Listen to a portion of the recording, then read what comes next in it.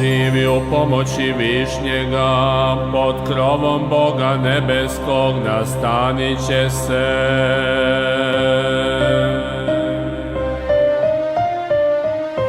Reci Gospodu, ti si zastupnik moj i zaštita moja, Bog moj u koga se uzdam, a On će te izbaviti iz zamki pomora. Plećima svojim zaklonit će te i pod krilima njegovim naći ćeš mir. Istina je njegova ograda i štit. Aleluja, aleluja.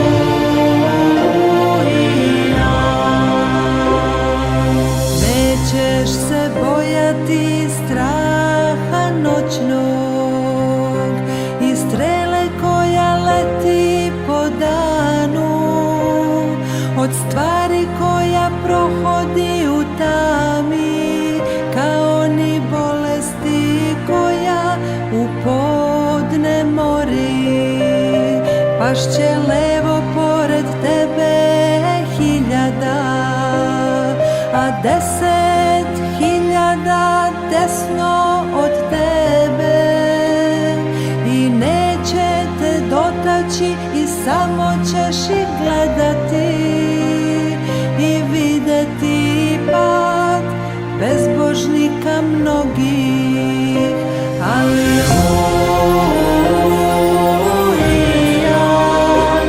aleluja. I Gospod nek je nada tvoja, koji Višnjega izabra za utočište svoje, i zlo te tada dotaći neće, i pomor se neće približiti stanu tvome. Jer On anđelima svojim zapovedi da te sačuvaju na svim putevima tvojim, i na rukama svojim će te nositi, da se ne spotakne o kamen noga tvoja. Aleluja,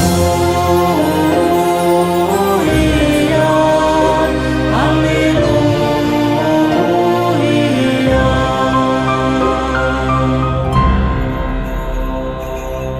Kome ljubi, izbavit ću ga i zaštititi, jer je poznao ime moje. Prizvat će me i uslišit ću ga, sa njim biti u nevolji, spasiti ga i proslaviti. Dugim danima života ispunit ću ga i pokazat ću mu spasenje svoje.